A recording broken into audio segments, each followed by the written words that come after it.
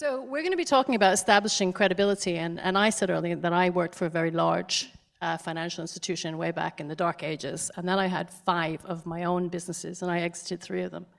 So it was a bit of a journey for me in that regard, but I'd like to find out about the both of you, who you are, the companies you work for, how they came to be. Hello everybody, so I'm Jonathan from Corax, and we provide security data for insurance companies, specifically cybersecurity data. So when an insurance company is looking at underwriting an organization and it wants to know what's the risk associated with that business, if it gets hacked, how much might it cost, what are the chances of it happening, we provide that data. But we only started doing this about 18 months ago. We previously were trying to do something different and we pivoted. So selling into the insurance community and achieving quite a bit of traction in quite a short amount of time has given me a couple of insights which I'd like to share with you. What led me to that was, so I was in the UK military for a number of years. I left, didn't know what I wanted to do, but I latterly found myself working for a law firm in a business development capacity. And the boss of the firm said to me, cybersecurity, put a security hat on and look into our security because we're terrible at it. Don't tell anybody that. That led to a project which gave me a lot of insight into how difficult it is to take very technical security data and turn it into the language that probably most of us would understand, be you an insurance broker, a board member, or frankly a human being. So I'd love to share some insight with you. Thank you. Hello, so Richard Forsyth with SightCall. As you can see, I'm not a CEO. I've got a CEO substitute hat on tonight, so any of those tricky questions I'll do my best to answer. SightCall is basically an AR-powered live video assistance platform. So that's cleared that up for you all. What that means is we're really there to empower your customer services or your agents with direct engagement with an end customer. We're really around a show-me technology. Everyone pretty much in this room, some of you when I start talking would do this a lot more, you all have a phone, yeah? You all have a phone in front of you. That's really what we're using to empower that workforce. So if you're in a field tech environment, you're in front of a technical fault that you've never seen before, you can straight away get live video assistance, you get AR-powered annotations on top of that, that can really help and guide and educate and fix faults quicker. In the insurance market, which is one of our key verticals, we really look towards actually trying to close down that whole claim cycle. So we're digitizing what has always been quite a long and bureaucratic process. So straight away you can get into a digital capture, you've had a leak in your house, you can show the leak to the agent, they can start assessing it, they don't need to send someone to your site. We work with some of the key players in that market space, so Allianz, Aviva, AXA, all of these guys have recognized the need to adapt and change their environment. We also work with a lot of the newer marketplaces in Asia. When you're looking at, the Asian marketplace hasn't always been strong on insurance. You have these new players coming in and really challenging the market. And that's really where we've seen a lot of interest in our technology. And I'm certainly going to hopefully answer some questions tonight around how we've done that and how we got into that market. Me personally, I've always been in large corporations, so the IBMs, the AT&Ts, the big beasts. I had 20 years in telecoms from an engineering perspective and then moving into technical sales. And about 6 months ago, I pivoted, which is a great startup word. I pivoted into the software world and moved into a corporation that had less than 40 people. So that's been a big learning curve for me as well. So maybe I can answer some questions on that as well. Thank you both. And Richard, please don't ask anyone to have an accident so that we can prove the technology really works. One of the things that was interesting to me as you were talking, apart from the fact that we have lawyers and bankers pivoting, very scary, is that you both spent time in very large organizations and you're working with insurance companies. And when I think about credibility, I always think about trust. And 2 things. One, you're on the other side of the table now. So what does that feel like? And what is that like when you're sitting down on the other side of the table opposite somebody in an industry like insurance and you need to establish some credibility? Well, I'd say credibility is sort of twofold. Firstly, you need to establish a right to play in a marketplace. Yeah? So you need to have a reason to be in front of a customer. Now, when you're very early on in a marketplace, that can be that's through partnerships. It could be that it's through relationships that you've had. And one of the things that we focused on as an organization was when we looked at a sales team, we picked some experienced Salesforce, so that from that perspective, you were able to actually leverage some of the contacts and relationships that they had globally around partnerships. Picking big partners, I'm not just saying it because I'm here, but obviously Salesforce is a good, credible partner. If someone is a Salesforce customer, it means that they're open to a SaaS model, which is very important for us. So that was key for us. But I think finally credibility comes from being able to deliver. I know this is something we've talked about previously. You know, that turning an idea into a business case is quite easy. You can theoretically talk about how much you can save, reduced hours, better customer satisfaction. Actually being able to transmit that into a business metric, that's really where your credibility comes. As soon as you get that, you then go and talk to the market about it. You can create a buzz. Can I ask you a question there before we move forward and ask Jonathan? Credibility in being able to deliver at that stage of a business, and we're looking at startups, we're talking about startups, is there an extra burden or an extra challenge, or do you need to go that mile, the extra mile, at that early stage when you're in that conversation versus someone who's a bit scale up, maybe Series A, a bit further along, had some POCs, had some larger players that are paying you money? I think having paying customers is okay, apologies. So yes, certainly in terms of getting that first win, I would say, you know, a paying customer is a great credibility standpoint. So being able to reference a customer, a lot of the focus we've had has been around customer service. And so if you talk to a big organization about changing something in their back office, they don't often publicize it. 20 years in telecoms has told me that no one is out there telling you what a great telecom provider they have. It doesn't change their business. If you're looking at a customer interaction and you can make that better, suddenly you can jump ahead of the queue. Their marketing team wants to talk about that, and so therefore that first win is critical. I think that credibility is you know, very quick. You can very quickly get it out there. The opposite is true as well, though. So you do have to be very careful. You create a buzz in a marketplace, you then need to be able to sustain that, and you need to be able to deliver that. So it's a double-edged sword, if I use my first cliche of the night. Jonathan, if you've again come from the other side of the table, you've been in industries like law and working with insurance companies where it is, I mean, there is credibility issue, there is trust issue. For me, they're linked, and I wonder again what it's like to be on the other side of the table, and is there a credibility that needs to be built, or is it just going straight in? I love it, is the answer to your question. I think it's great to be on the other side of the table. Is there a credibility that needs to be built in? Maybe. I would come at this from another angle, which is, I think that corporates, within reason, will give startups quite a bit of leeway. I think we exist in a culture now where you know, startup mentality, awareness of startups is so prevalent that it's not a new thing that corporates, however conservative they might be, like law firms or like insurance companies, however conservative they might be, they are by and large receptive to. And so I kind of think that you start with a level of credibility, a number of credits as it were, and they're there to be taken away. So it's more about the risk of losing that credibility rather than necessarily gaining credibility. And you know, let's face it, it's just a different way of looking at the same issue. But I mean, I have to say that one to sort of echo your point about kind of delivering. We had a situation where we weren't required to deliver something, but we did, and we went from a situation where we could very easily have lost credibility to massively gaining it. So December the 1st, about 18 months ago. So we didn't have a particular feature in our platform. So we were convincing a couple of insurance companies that they should use our platform, and they said, you know, like this, or like that.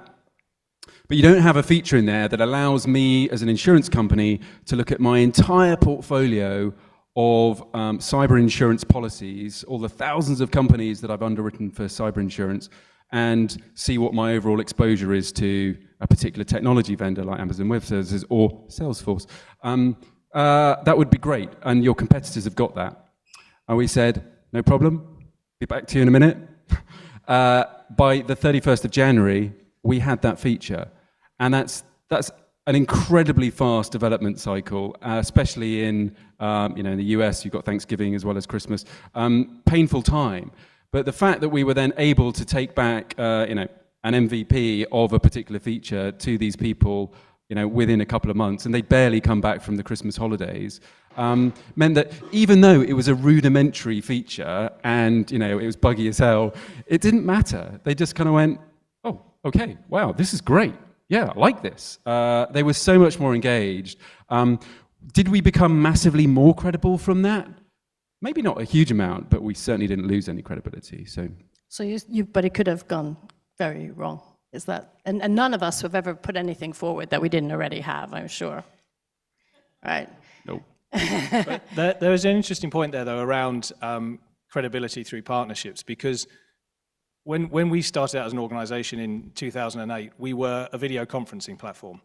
And after about 5 years of developing this platform, we slowly cottoned on to the fact that Microsoft and Cisco were a little bit ahead of us in terms of marketing spend. And so we transitioned. I'm going to try not to say pivot everything. So we transitioned into looking at basically being an API space into software vendors. And we spent a few years at plugging away at that. We moved to San Francisco, as you do. And we had a lot of traction there. But what actually drove us to where we are today was actually working with Salesforce. So in order to work with Salesforce, you had to basically sell with. Yep. And so we had to set up in the marketplace, in the app marketplace, and actually that forced us to build a product, and that product is what you see as SightCall today. Looking at credibility, to get into that marketplace, to get into the app workspace, you have to pass certain criteria. You have to go through, as an organization, you go through vetting, you have security, and with going through all of that, it actually does drive that credibility, because in the same way as you go onto Play Store or the App Store and you download an app, you understand that it's been through certain criteria, hopefully, to get to that point. And it's the same thing with an organization like Salesforce. So that has been, for us, it's a great credibility mark.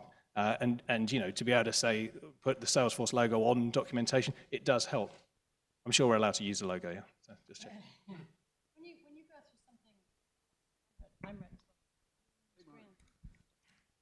When you go through something like a procurement process, again, where there is an element of you having to prove certain things and meet certain criteria to work in a large organization, a procurement can sometimes be the death of an organization that is small or starting out because you lack full funds, human resource, time, resource, experience doing something with a large organization, and the time to endure the procurement process.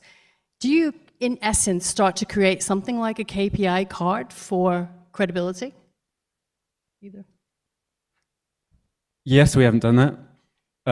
You heard it here first, folks. Yeah, there you go, cutting edge. You could do that, and I reckon you probably asked me what the criteria would be in that. Let's come back to that. Whilst I'm thinking about that, I will say that procurement process, boy, does that come and bite you on the bum, right? So there you are, kind of pleased with yourself because suddenly you're looking like you've sold into that first big corporate, and then somebody asks you for the contract, and you go, oh yeah, I'll just put my legal hat on because we're a startup, and funnily enough, we don't have that in-house lawyer, but I can get through some contacts, so I can get access to a fairly standard template for a data license agreement for something. And so you go and put that together, and then you send it to them, and you get invited into a meeting with a bunch of lawyers, and it's pretty embarrassing, and it gets pulled apart. And by and large, are you going to push back on most of what they're saying? Probably not, if the outcome is that you get to use a referenceable customer. It's important. And then all the other stuff that goes with that, I think the sort of being enterprise ready really catches you by surprise. I mean, we were just not expecting suddenly to get an email from a prospective customer saying, we need your SLA document. We need to have all of your security policies sent over to us. And by the way, can we do a security penetration test of your platform? We just had a whole load of stuff thrown at us, and suddenly we had to be a bit more grown up, and we didn't have, frankly, the resource. I mean, we were really stretched for that. So I would say that credibility is at risk when it comes to that procurement process, and not having those processes and procedures in place ready to go KPIs, sorry, remind me again what you were asking? I think that could be your final question on what the KPIs will be for credibility. You can think about it. Now, I would say as well that when you move into that contracting environment, one of the things when I was coming on board, the first thing that the CEO said to me, Thomas, who I'm representing today, so I need to get one of his quotes out. But effectively, his key point was, don't talk to IT, talk to the business. And as soon as you get into that environment, I mean, I spent 20 years in telecoms, pure commodity. So you're just talking to IT and procurement, and it's a race to the bottom. You never get to demonstrate value. You certainly never get to demonstrate value to the business. And that's a key point. If you're looking at how do you quickly gain your credibility in a marketplace, because I'm sure that of the 14 organizations, that there are some fantastic ideas here, and you are probably unique in what you're doing, but you're unique in what you're doing today. And straight away, there's people catching up with you. So you have to continuously push that differentiator you have in the marketplace into a business. As soon as you can get, whether it's a proof of value, whether it's a proof of concept, a trial, whatever it might be, with a credible organization, you will learn something. You may come through that proof of, obviously I'm confident that you'll all come out of the proof of concept with a signed order, but it may be that you come out of that purely with a learning experience. They might say your contracts are terrible, not yours, but they might say your SLAs aren't up to scratch. They might say that from a legal perspective, you need to do X, Y, Z and be able to underwrite that. Those are tricky conversations that you then need to take back as a business and say, is this something that we can compete with? Is this something that we can provide?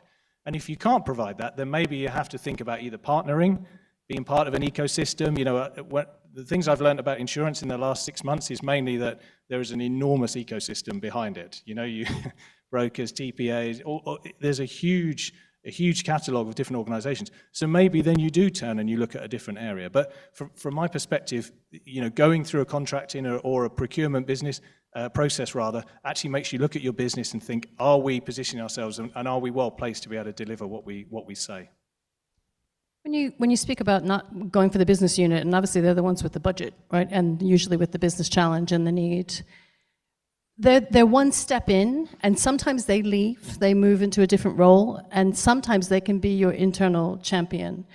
Would it be fair to say that once you're in and you have a credibility there, that you have to continually go on and maybe convince the C-suite or other people within the organization?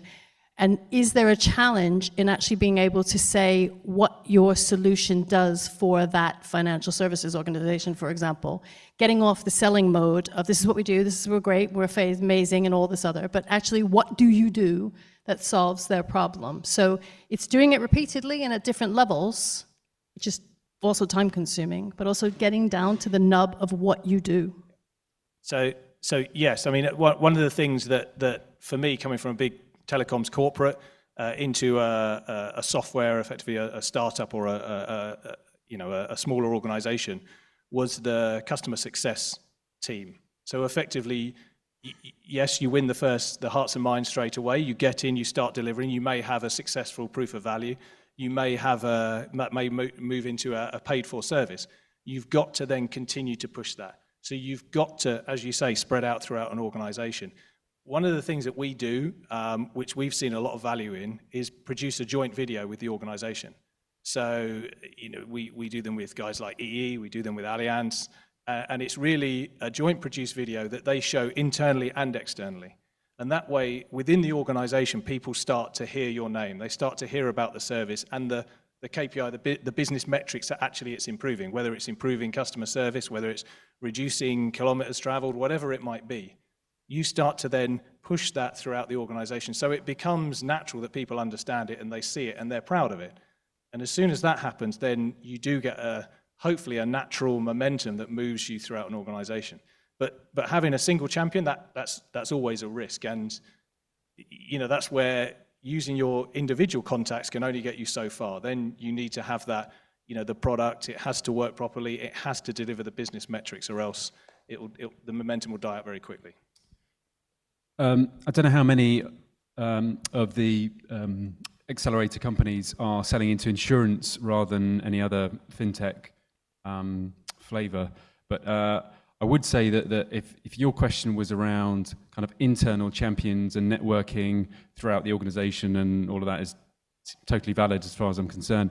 I think within the insurance community, there is a networking throughout the ecosystem because it's obviously so incestuous. It's a very tight network. So it's almost like it's not good enough to be having champions at the top level, middle level, and IT or whatever of the organization. Actually, you kind of need to think about it more sort of three-dimensionally. So we really struggled to navigate the insurance community, quite honestly, and work out our strategy for penetrating that market. And even sort of, a couple of years in, we realized, things that we could have done differently, and everybody has a different view. So, for example, speak to one person and they say, you know what, if you want to get into the insurance community, then you've got to start with the insurance carriers because they're the ones who've got the actuaries, and if you've got a model for risk analysis, which we do, then they've got to pick holes in it, they've got to be happy with it.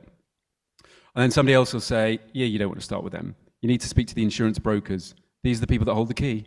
They've got the customers, and the insurers know that, so you want to start with them, right? So you're already trying to sell into two different customer segments, but it's really difficult and important because, CEO of insurance broker is probably pretty chummy with, a number of the insurance carrier CEOs. So you kind of got to just pick your battles, and it's kind of outside the organizations, not just inside. It's exhausting as well, we can also tell. We spoke about knowing people and having your initial contacts, and sometimes early on in the startup stage, the founder becomes, the key or the pivot person in the organization. Is that a good thing or a bad thing? Is the founder the person that should they recede a little bit and let the company take control or move forward if we're establishing credibility? I think it's very important. No, you're... Oh, no. I'm back. I think it's really important. Again, I can only speak from the sort of the perspective of the insurance community, which is, it seems to be particularly important. Is it important to take a step back and let other people within your startup organization, take a very sort of prominent client-facing role and stuff? 100%. I see it as very, look, we're a small company, we're only 13 people, but I see it as very much, as much as I have to roll my sleeves up, and I'm very happy to and have always done so, and get stuck into the weeds, you're painfully conscious that you need to kind of present this slightly puffed out chest of being an established company where CEO doesn't get involved in that sort of stuff. CEO's got to go on lunch with the CEO of an insurance company. So you kind of have to wear both hats. And that's a really tricky balance, really tricky. Sorry, I've got a customer support email coming in. Hold on. It's a joke. But I think that is a very valid point. You have the leadership team. So from our perspective, we had 3 core co-founders, and they have been with the organization throughout the whole transitional period. And what helped, how that helped us was they knew exactly what their vision was. Now, how we've delivered that eventually is very different to where we started out. We started out as a video platform, and we're now delivering live video assistance. It's an important nuance between the two of them. But specifically looking at that, those key individuals are still part of the organization. Where they then change and their role changes is, yes, they are still very much hands-on. Our head of engineering still goes to meet customers. That's one of the key areas where you get development, because otherwise you develop on your own in a box and what you pass out to the market is useless. So you have to keep that loop. But also I would think events such as this, where you're out talking, finding out what's happening in the market, talking about what you're doing and championing what you're doing and finding new partners, new ecosystems. I think those are really relevant tasks that the leader of an organization needs to do. So actually the support of an accelerator, the support of an ecosystem that's active, which I think neither of you had in the run-up to launching. I've been exposed, we've had over probably, 8,000 companies have gone through Startupbootcamp. Over time, we can see the difference when people are in a supportive environment, when they pivot, when they find different partners, when they make that realization that something different is in their organization. I have to say, we don't run that program in London and New York anymore, so we're all friends. But it can make a difference in the way that you approach it. So a question that we were asked time and time again, still are, is, and quite awkwardly by insurance broker and insurer customers, prospects, is tell us about your investors. We want to know about your capital reliability. Are you about to sort of fall off the face of a cliff? And awkward because most of the time people don't really know how to ask that question in a polite way. It's quite a tricky one, really. And I have to say that having VC investment or coming out of an accelerator is frankly a must-have. And there is a sort of tacit assumption that if you've had VC investment in particular, that somebody else has done the hard work in assessing your credibility on a whole number of different levels. And so just being able to say, yeah, we got XYZ investor, even if they don't know the name of them, but you can say that they're VC. I think that probably for me, that trumps an awful lot of everything else. So in the KPI scorecard, that's phenomenally weighted as far as I'm concerned. So. Yeah, and I think one of the other challenges, that's a very valid point. You do get an automatic credibility because someone has done due diligence on you. But it can be a big distraction as well, going out and looking for new investment. We've been fortunate we've had a single investor. So that means that, firstly, they trust us, they believe in what we're doing. They're quite hands-off, which again can be a challenge. You have to vet your investor as much as they're vetting you, because you have to be allowed to actually develop. But with the right investor, you can get the right support, you can get credibility, you can get additional support and an ecosystem that comes around you that can help you move and shortcut some of the mistakes that you would otherwise have made. So, but there is if you are out looking for new investors, that's a distraction, and it will be the leadership team who are having to do that. It's not a task that the minions get. That's a founder's job to go and do that, and so that can be quite a resource-heavy operation. It's a good 6 to 9 months of your life that you're out there. And after one round, you're always in a round. It's just where you are in the round, right? Whether it's active or it's not active. And I think the other thing about the funding side of it, or even in the growth side of it, when you receive investment from an equity investor like a venture capitalist, there's an anticipated or expected return. And if you engage with a large organization on a long-term project, they're interested in your growth plans. So sometimes they can be at odds. That's a very interesting point, though. Yeah, insurance companies, big ticket, phenomenally long sales cycle, right? So 6, 9 months plus.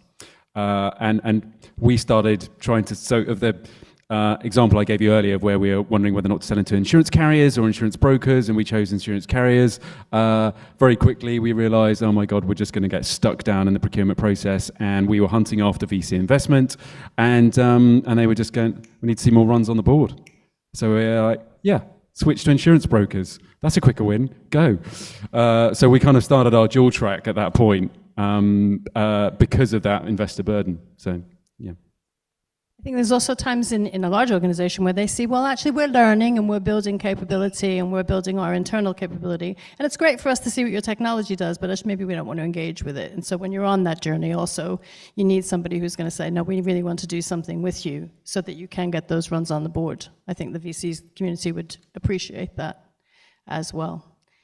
So we're here in this really fantastic venue, and we were talking before about the fact that I was on Twitter with Richard before we came up. And one of the things now that plays into our lives a lot is Twitter, social media, and establishing or losing credibility in the social media world. I don't want to be too controversial, but what do we think about social media, having a voice, having a face, being out there, using it or not? Definitely, yes. So yeah, I mean, don't be a startup without a voice, right? Absolutely have you've got to have that digital footprint. So we probably spent more time doing this than we should have done, but we rolled out about 5 or 6 webinars over the course of 8, 9, 10 months as part of our go-to-market, and a lot of those were very much content focused on the kind of the underlying model in our platform. So trying to help people understand where our numbers came from. So it's kind of real sort of education-based webinars, and they could have been better, but it didn't matter. We got we got plenty of people joining, but basically they were then sort of downloadable on demand, and the fact that we'd done them it just made us look like we were willing to share, and and then we could obviously distribute them on social media, which was great. So yeah, I'm a big fan. We were a startup with a voice, still are. Yes from me. What's your Twitter handle? Easy. I don't know. All right. I mean, I would certainly echo those points. We focus a lot on live video because that's our platform. And so we push videos onto YouTube. We have a lot of customer testimonials on YouTube. But you have to monitor that as well because anyone can upload a video onto YouTube using your service. So there is an element of policing that has to go on. We're fortunate at the moment that we've always come out on the right side of that, but I'm slightly nervous at one day getting sent a link on YouTube of something terrible happening. So, we have to be mindful of that and you have to manage that content. I would say that in a smaller organization, you have to also mobilize your entire workforce. If you are going to have a digital online strategy, which you need to have, obviously, things like LinkedIn, you have to ensure that everyone's sharing. You have to buddy up with some of your old contacts to make sure that they're liking it and they're spreading it. Because it's amazing how quickly things can share just by someone liking it from another organization that you used to work from.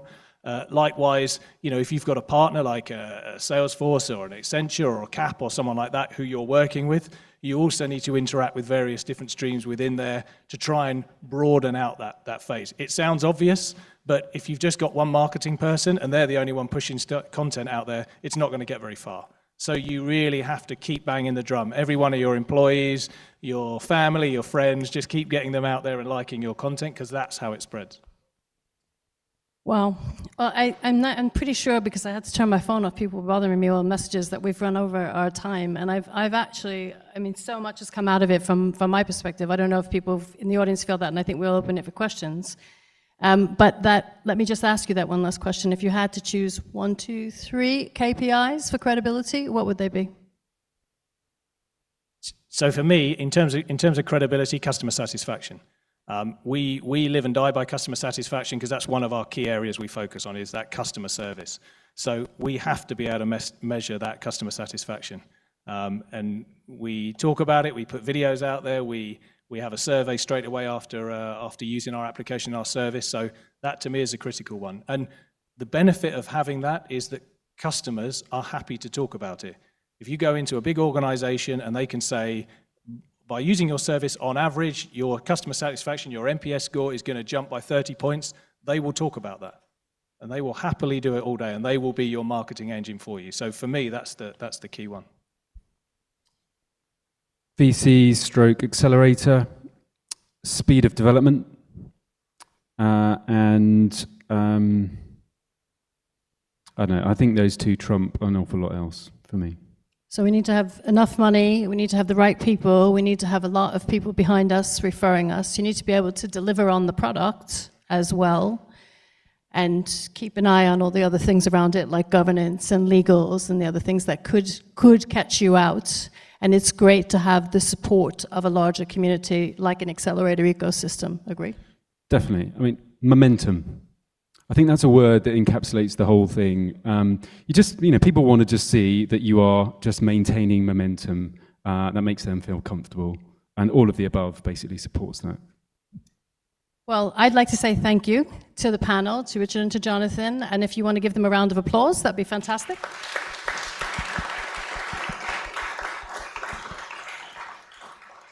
And somehow I think there might be some questions from the audience.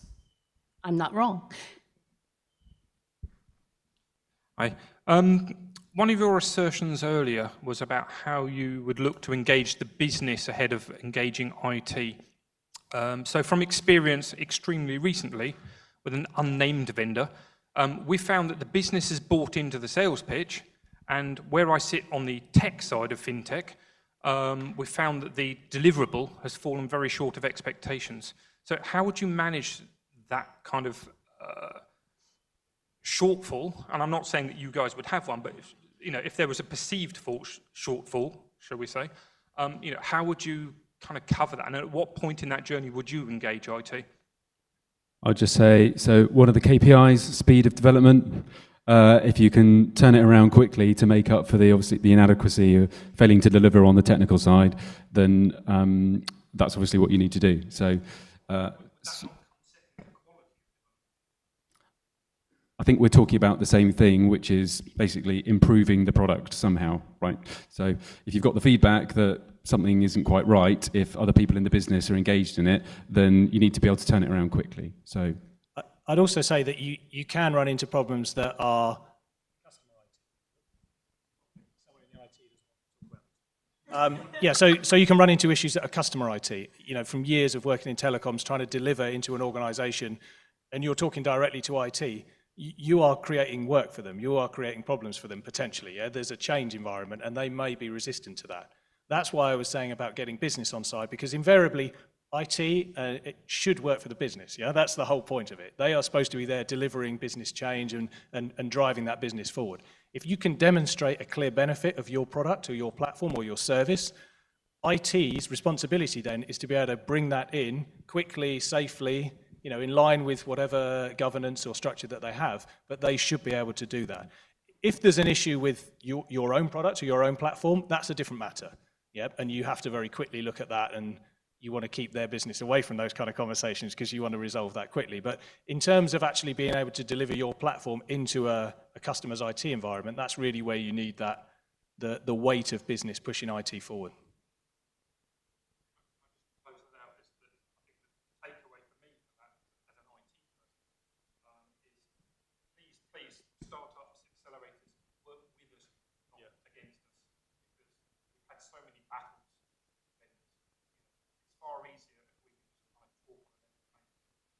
I would 20 years of technical background, I completely agree with that. And I think ultimately, you don't want to get into an us and them, because you can learn so much from a customer's IT department.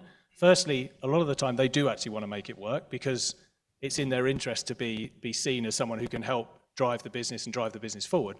But also, we can learn a lot from that. We certainly have in the last sort of 6 to 12 months. We've learned about deployments. We've learned about how to roll out, you know, across a large-scale organization. And that's something, when you've got a very limited resource, that's really important. So how do you work with a customer's IT department to say, actually, we're going to make a change to 10,000 people's services? How do you do that quickly?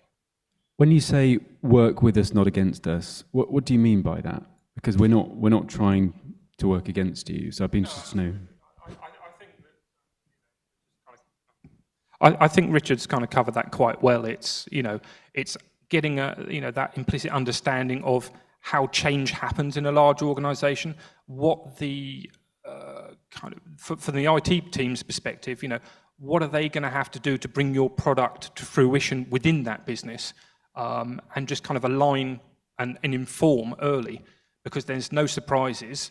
You're not going to hit roadblocks that have come up internally because, well, we can't get IT ops because they're booked out for this and that, and we can't get it timelined in. Deliver an understanding of what you're delivering so that we can support it ongoing internally before we have to escalate to you guys. It's kind of the little things that add up to make that big difference, really. It's just about early engagement, I think. I think risk and compliance are usually the ones people don't want to bring into the room early, but everyone, the architects, the UX, the UIs, the business owner, I think everyone needs to be in the room early. It's a question for Jonathan. So you mentioned that it was difficult for you to penetrate the insurance market and network. So how did you find your first 10 or 20 customers? Let's go with 10. That's where we're now. Hard graft. So we started off with a network of personal contacts, and we were flailing around trying to navigate the market. And as I said, we eventually decided to kind of hit on insurance carriers first. And sure enough, that's where the credibility came from. And actually, we were able to use a London-based insurance carrier as a referenceable client, even though they were non-paying. So that basically they trialed our software and said, look, we're in contract with a competitor, so we can't pay for yours, but we'd like to carry on using it and give you feedback. And we're like, fine, but as long as we can say that you're doing that, that's a win for us. And we'll happily take your feedback. And then, we got out and about, and in every conversation we had, we were name dropping and saying, yeah, we've already been used by this particular insurance carrier. And got a lot of mileage out of that, probably too much, pushed it a little bit too much. Doesn't matter, you just got to do it. So that was that. Also, so we were kind of lucky enough to be based in both London and San Francisco, and London obviously is the center of insurance innovation, but there's plenty of insurers and insurance brokers in the US. So we kind of needed to knock on the doors in both places simultaneously. And so basically, rather than doing a very sort of other than once we'd got through that initial insurance carrier, we then basically moved forward on a very broad front. So we didn't just go insurance carriers and then wait until we got to a critical mass. We just basically opened it up to a broad front.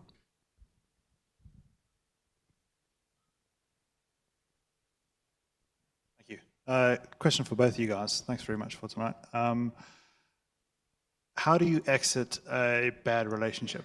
In other words, if you have something that completely threatens your credibility through no fault of your own, how do you exit? Is that personal or professional? I just want to check.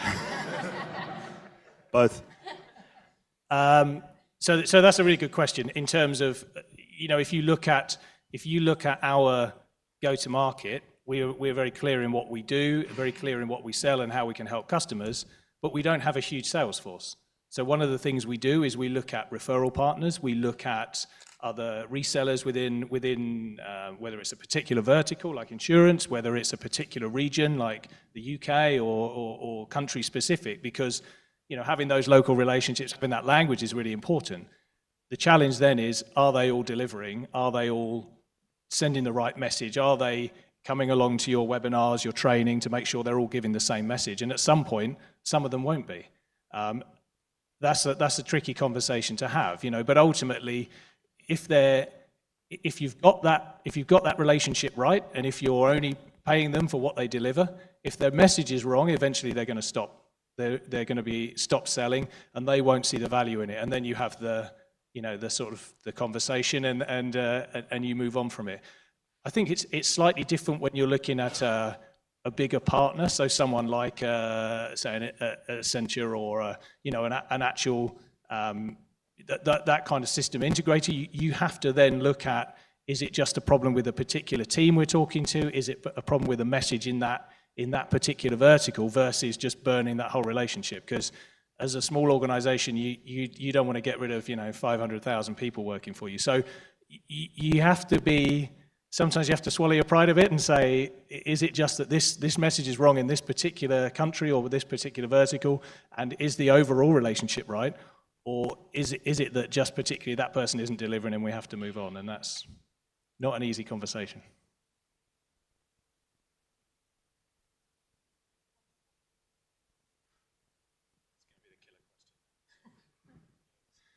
That's for both of you. When did you decide to have the partnership with Salesforce, and why? What's the main reason? So we're in a very nascent stage on that, and frankly, I'm a bit of an interloper in the room for this because we don't really work with Salesforce.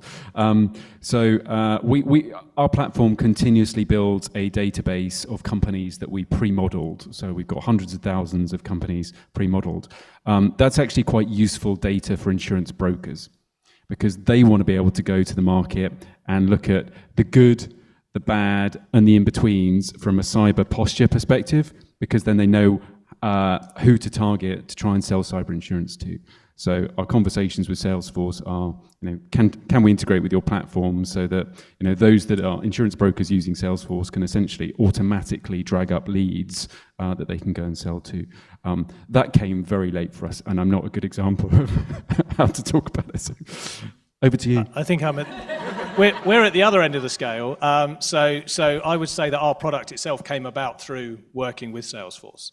So back in 2013, I think 2014, our CEO moved over to San Fran, as all good software companies should, and started working with Salesforce. And they, by wanting to be part of the App Exchange, it drove us to build a product. And that product then appearing in the app workspace, that actually helped us move on from a credibility standpoint, helped us win our first customer, and from our perspective, that made it critical to our success. I mean, if you're looking at anything in terms of customer service, your CRM is key. Yeah? You've got to have that level. You've got to have that ease of use. You'll know this as well as anyone. You know that if you're selling data or you're selling a service, it has to be easy for people to consume. So having that integration is critical, and Salesforce they're a big old beast. So it's important for us to get that tick in the box, really. Well, I only think it remains to say thank you to the big old beast for having us tonight. Thank you for everyone for being here, for such fantastic questions, and Richard and Jonathan.